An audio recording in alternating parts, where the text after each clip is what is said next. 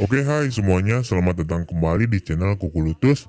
Dan di video kali ini gue akan melanjutkan alur cerita dari film Corpse Prison Part 2, di mana film keduanya ini adalah kelanjutan dari cerita film pertamanya. Jadi buat kalian yang belum nonton bagian film pertamanya, gue harap kalian nonton dulu lah bagian film pertamanya. Karena film ke-1 dan film keduanya ini ceritanya masih berhubungan. Untuk linknya ada di deskripsi video atau klik di pojok kanan atas. Oke, tanpa berlama-lama, ayo langsung aja kita kuikan ke ceritanya.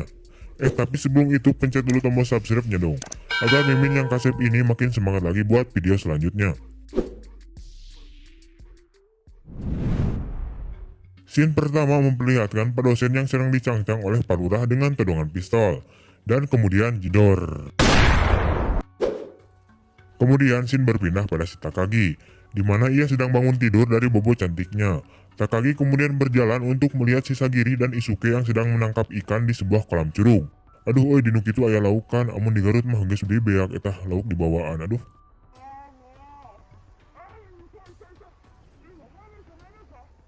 Di sisi lain, para warga masih berusaha mencari keberadaan mereka semua.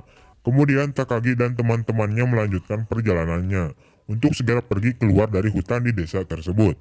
Namun di sini mereka malah terpisah. Karena salah satu temannya itu yang bernama Ichi, ia melihat Hina yang ngajak Ucing Sumput. Si Ichi ini terus ngejar si Hina sampai akhirnya dia terjatuh. Ketika melihat ke samping, ternyata si Hina itu sudah mati. Di sisi lain, si Isuke dan Sagiri mengikuti si Ichi yang jika dibeberik bagong itu, namun apesnya mereka malah bertemu dengan salah satu warga dan warga itu menembakkan anak panah ke dadanya Sagiri. Isuke yang tak tahu dirinya harus berbuat apa karena tidak memakai topeng, ia kemudian memutuskan untuk menyerangnya, karena warga itu memeluk si Sagiri. Namun pada saat ingin membunuh, lagi-lagi Isuke berhasil luluh oleh teriakan Sagiri, yang berkata bahwa dirinya tidak akan membunuh lagi. Terlihat sepertinya Isuke ini menyukai Sagiri, dan kemudian mereka kabur. Sementara itu si Ichi yang sudah melihat si Hina mati, ia kemudian berlari ketakutan, namun apesnya malah ketemu sama si A bertopeng. Tanpa bacot-bacot, si A bertopeng ini langsung nyasar bohongnya dan mengakibatkan hulunya terpisah dan ngapung ke dalam air. Sementara itu Takagi dan Budosen telah berhasil tertangkap oleh sekelompok warga dan dibawa ke rumah Palurah. Palurah kemudian menyuruh warga tersebut untuk membawa Budosen keluar. Sedangkan Takagi dibawa oleh Palurah ke kamarnya. Di sini Palurah kemudian menyuruh Takagi untuk melepaskan semua pakaiannya.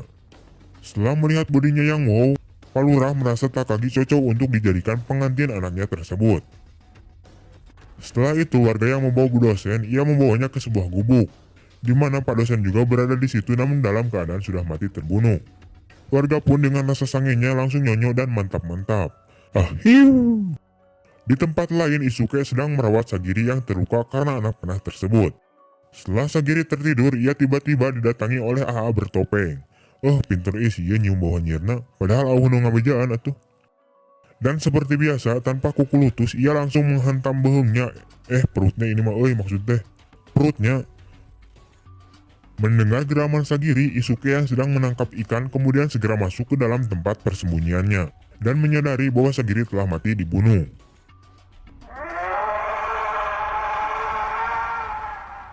Sementara itu, warga yang sedang mantap-mantap sama ibu dosen, teman yang disuruh nunggu giliran, tidak sabar lagi untuk melakukan mantap-mantap. Namun tiba-tiba dari arah belakang, Isuke datang dan langsung menampol warga itu dengan kampaknya. Isuke akhirnya berhasil membunuh dua warga tersebut.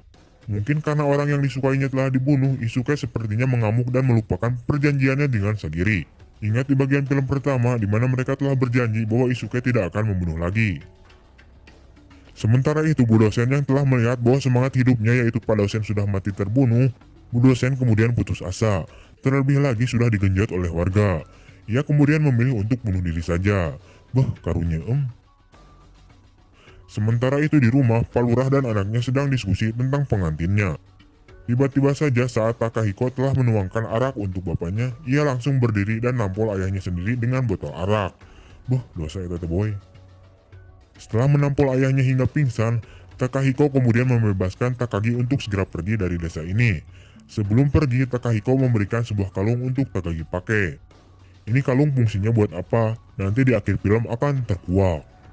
Setelah di jalan, Takagi kemudian malah bertemu dengan salah satu warga yang sange edan. Namun tiba-tiba juga Isuke yang mengamuk datang dari arah belakang dan tanpa bacot langsung menampol warga tersebut. Setelah itu Takagi kemudian pergi ke kuil untuk meminta bantuan dari si botak. Takagi diberikan minuman untuk menenangkannya. Namun ternyata setelah meminumnya Takagi kemudian pingsan. Karena minuman tersebut sudah diberikan obat tidur. Oh sia terbalik nulungan teh. Di sisi lain Isuke sedang edan-edanan di depan rumah Palurah. Ia juga sudah berhasil membantai semua warga di desa tersebut. Sementara itu Palurah yang melihat Isuke membantai warganya, ia dengan asa-asa langsung menembak Isuke. Namun si Isuke ini masih kuat kayak hulak. Ia kemudian mendekati Palurah dan langsung menampol dengan kampaknya. Setelah itu Isuke mendatangi istri Palurah yang terbaring forever dan sudah lama ia rawat. Sambil tersenyum Isuke mengatakan bahwa semuanya sudah berakhir dan kemudian mati. Istrinya Palurah kemudian membakar rumahnya. Balik lagi ke kuil, si botak ternyata akan menjadikan Takagi untuk sebuah hadiah atau tumbal atau sesajen pokok nama ritual kepada para dewa. Di mana si botak ini ingin juga kutukan di desa ini segera menghilang. Namun pada saat akan membunuh Tagiri, tiba-tiba datang bocil Mitsuha bersama AA bertopeng. AA bertopeng kemudian membunuh si botak tersebut dan membebaskan si Takagi. Lalu menyuruhnya untuk segera pergi. Setelah itu Takagi kemudian berlari akan tetapi di belakangnya diikuti oleh AA bertopeng yang ingin membunuhnya. Oh terbalik pisan katanya menyuruh untuk pergi. Tapi nah buat diudag-udag deui atuh euy. Ketika akan membunuhnya, AA bertopeng tiba-tiba saja melihat sebuah kalung yang dipakai oleh Takagi. Ia kemudian siga nu lieur. Nah mungkin ini fungsinya kalung tersebut, yaitu untuk meliurkan AA bertopeng. Takagi yang melihat AA bertopeng lengah, ia langsung melempar batu kepada AA bertopeng dan membuat topengnya terlepas. Takagi kemudian kaget ketika melihat bahwa di balik topeng itu adalah Takahiko, anaknya si Palurah, jelma eraan. Takagi kemudian marah pada Takahiko dan langsung mendesaknya. Kenapa melakukan semua ini? Takahiko yang malu-malu, ia menjelaskan bahwa dirinya ingin menghilangkan kutukan desanya dengan caranya sendiri. Dan lebih baik para wanita yang datang ke sini langsung dibunuh saja tanpa diincar terlebih dahulu. Takahiko dengan rasa saltingnya ia tiba-tiba saja disoledat sampai jatuh. Dan pedangnya sendiri tertancap di dadanya. Dan pada akhirnya dirinya is dead. Setelah itu Takagi meninggalkan Takahiko yang udah mati. Namun apesnya lagi malah ketemu sama beruang. Dan beruang itu pun langsung menerkamnya sampai mati atuh. Oh anjir nyawa dek payah mah tuh, teu kudu berjuang hidup pula, buang-buang waktu saja. Cerita pun berakhir dengan desa yang sedang terbakar. Ini mungkin akibat istri Palurah yang membakarnya, dan kemudian tamat. Seluruh penduduk desa itu mati dan hanya nyisakan si bocil ini. Gue gak tahu anak siapa ini anjir. Oke Pak, terima kasih telah menonton.